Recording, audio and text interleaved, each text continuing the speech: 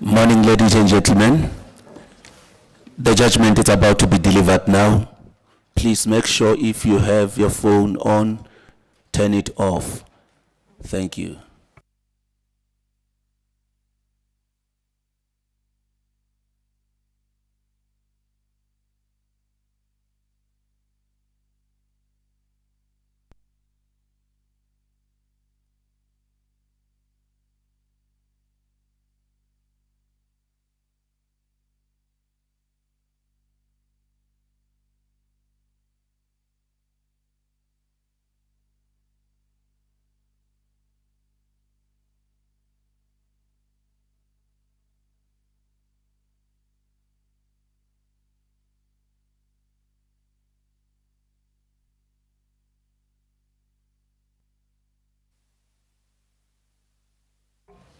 As the court please, Deputy Chief Justice and members of the court, in this matter I appear for the appellant. My name is Loyiso Makunga. Thank you.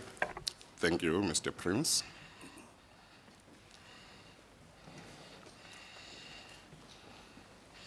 As it pleases the court, Deputy Chief Justice and Justices of the court, I appear, Paul Michael Kaikil, alongside my colleague Advocate Mahon on behalf of the first to third intervening parties. Thank you.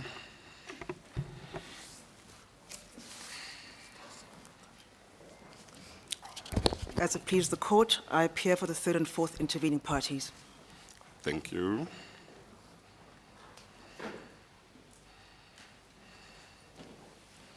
Good morning, Chief Justice and Justices. I appear on behalf of the amicus curiae in this matter. Thank you.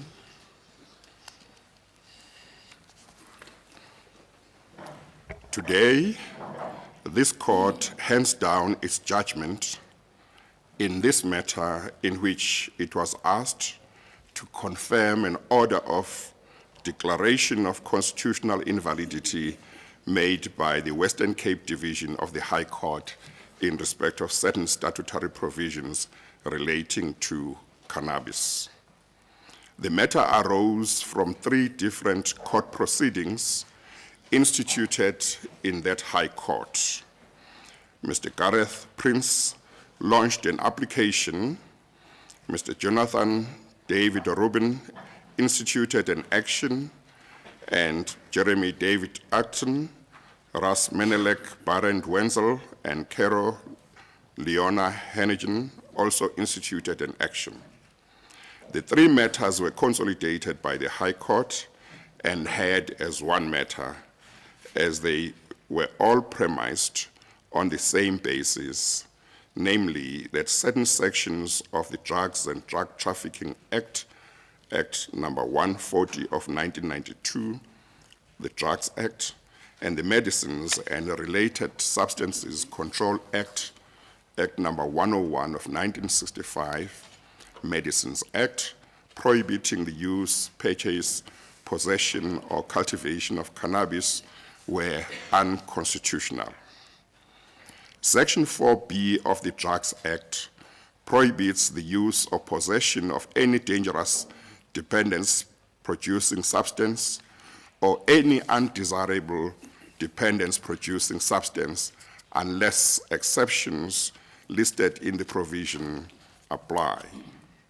Section 5B of the Drugs Act prohibits dealing in any dangerous dependence-producing substance or any undesirable dependence-producing substance unless exceptions listed in the provision apply. Excuse me. In the context of the present matter, Section 22, capital letter A, 9A, Roman figure 1 of the Medicines Act, read with Schedule 7 to that Act, prohibits the acquisition, use, possession, manufacture, or supply of cannabis, whereas Section 22, capital letter A, subsection 10, read with Schedule 7, prohibits the sale or administration of cannabis other than for medicinal purposes. The High Court declared Sections 4B and 5B of the Drugs Act, read with Part 3 of Schedule 2 to that Act, and sections 22, capital letter A, 9A, Roman figure 1, and 22, capital letter A, 10 of the Medicines Act, read with Schedule 7 of that Act, inconsistent with the right to privacy entrenched in Section 14 of the Constitution, only to the extent that those provisions prohibit the use or possession or purchase or cultivation of cannabis by an adult person in a private dwelling for his or her consumption. It accordingly declared those provisions constitutionally invalid to that extent.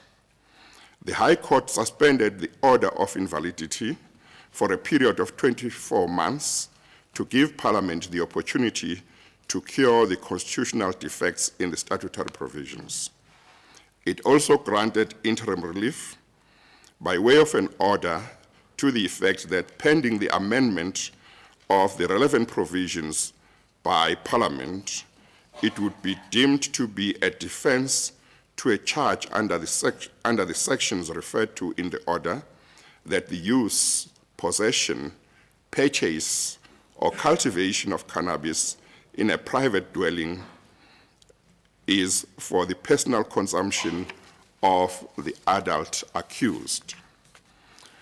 The High Court approached the matter on the basis that the core of the case brought before it was that the statutory provisions referred to above unjustifiably limited the right to privacy entrenched in the Constitution to the extent that they prohibited the use, possession, purchase, and cultivation of cannabis in a private dwelling by an adult for his or her personal consumption, and that for this reason, they were constitutionally invalid. Although Mr. Prince and his co-applicants had also contended that the statutory provisions in issue also infringed other rights entrenched in the Constitution, such as the right to equality and the right to human dignity, in its judgment, the High Court focused on the infringement of the right to privacy. The High Court considered various judgments of this court on the right to privacy, foreign case law, as well as a report prepared by Professor Shaw and others of the University of Cape Town, and the evidence put up by Dr. Hoos, who is the Registrar of Medicines Control Council. The High Court concluded that the evidence put up by the state was singularly unimpressive. It preferred the evidence put up by Professor Shaw and his team. The High Court also referred to various countries in which the use or possession of cannabis by an adult for his or her personal consumption had already either been legalized or decriminalized. It concluded that the statutory provisions referred to above were therefore constitutionally invalid to the extent that has been indicated. The High Court's order of constitutional invalidity was referred to this court for confirmation as is required by the Constitution. The state applied for leave to appeal against the order of the High Court and opposed the confirmation of the order of the High Court. Mr. Prince and his co-applicants in the High Court applied for leave to cross-appeal against the High Court's failure to conclude that the statutory provisions also infringed other rights that they had relied upon in the High Court, which are entrenched in the Constitution. They also sought leave to cross-appeal against the High Court's decision to confine its order to the use or possession or purchase or cultivation of cannabis at a home or in a private dwelling. However, they also contended that even if the High Court was right to confine its order of invalidity to the infringement of the right to privacy, it should not have confined this to a home or private dwelling, because the right to privacy extends beyond the boundaries of a home. This court's judgment is a unanimous judgment. It is written by me and concurred in by my colleagues, Cameron J., Froneman J., Jafta J., Catherine Setlwane AJ, Kolapen AJ, Madlanga J., Mhlandla J., Theron J., and Zondi AJ.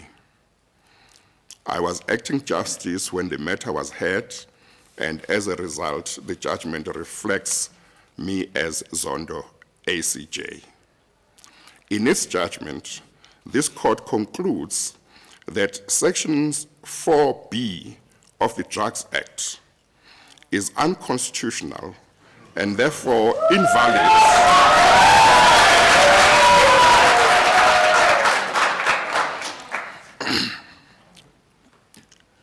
In its judgment, this court concludes that A, Section 4B of the Drugs Act is unconstitutional and therefore invalid to the extent that it prohibits the use or possession of cannabis by an adult in private for that adult's personal consumption in private. B, Section 5B of the Drugs Act is constitutionally invalid to the extent that it prohibits the cultivation of cannabis by an adult in a private place for that adult's personal consumption in private. C, Section 22A9A, Roman figure 1 of the Medicines Act is constitutionally invalid to the extent that it renders the use or possession of cannabis by an adult in private for that adult's personal consumption in private a criminal offense. The basis upon which this court holds these statutory provisions to be constitutionally invalid to the extent indicated is that they infringe the right to privacy entrenched in Section 14 of the Constitution. Whereas the High Court had limited its order of invalidity to the use or cultivation or possession of cannabis at a home or in a private dwelling, this court has dispensed with that limitation. It holds that the right to privacy is not confined to a home or private dwelling. It holds that the right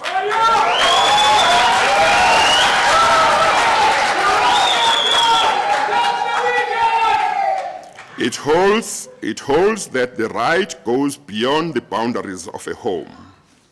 Nevertheless, this court emphasizes that only the use or possession of cannabis by an adult in private for the personal consumption of that adult person in private is the focus of its judgment. In the case of cultivation of cannabis, the focus is on the cultivation of cannabis by an adult in a private place for that adult's personal consumption in private. Accordingly, no use or possession of cannabis by a child or by an adult in public is decriminalized by this judgment. The effect of the judgment of this court is to decriminalize A, the use or possession of cannabis by an adult in private for that adult person's consumption in private. In the case of cultivation of cannabis, the effect of this judgment is to decriminalize the cultivation of cannabis by an adult in a private place for that adult's personal consumption in private. This court suspends its order of invalidity for a period of 24 months to give Parliament the opportunity to correct the constitutional defects in the two acts of Parliament. However, I took the view that in order to ensure that people who fall into the same category as Mr. Prince and his colleagues receive effective relief, it was necessary to grant interim relief. This court grants interim relief by way of a reading in. This means that the court has read certain words into the relevant provisions of the acts in question in order to make sure that during the period of suspension of the order of invalidity, it would not be a criminal offense for an adult person, A,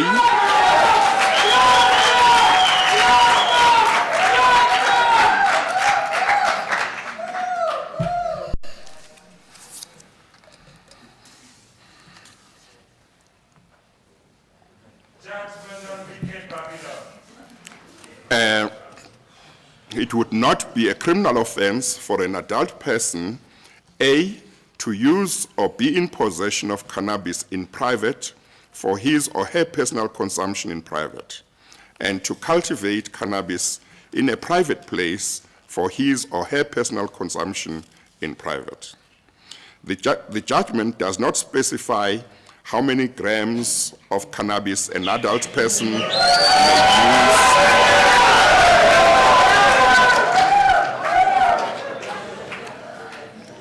The judgment does not specify how many grams of cannabis an adult person may use or possess in private for his or her personal consumption, or how much cannabis an adult may cultivate in a private place for his or her personal consumption, because this court took the view that that is a matter that should be determined by Parliament. I was of the view that the court would infringe the doctrine of separation of powers if it determined the amount itself. Instead, this court has specified that the cannabis that may be used or possessed or cultivated must be for the personal consumption of the adult person using or possessing or cultivating it. In this regard, the court referred to Section 167C of the Liquor Act, Act number 59 of 2003. That provision provides that evidence in any criminal proceedings